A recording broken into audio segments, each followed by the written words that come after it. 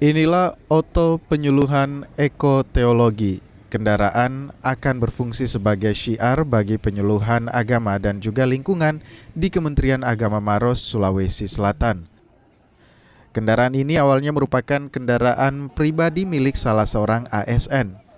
Kendaraan pun kemudian disulap agar menjadi sarana syiar program lingkungan dan agama di Kementerian Agama.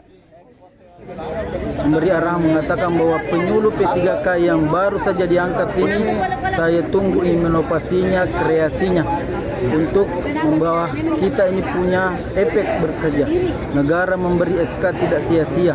Gaji pertama saya dari P3K saya biayai ongkosi untuk branding mobil ini beserta perlengkapannya dan mobil operasional dari para penyuluh agama se-Kabupaten Maros ini akan memastikan bahwa semua penyuluh agama aktif dalam hal mensukseskan program prioritas Bapak Menteri Agama khususnya di bidang ekoteologis.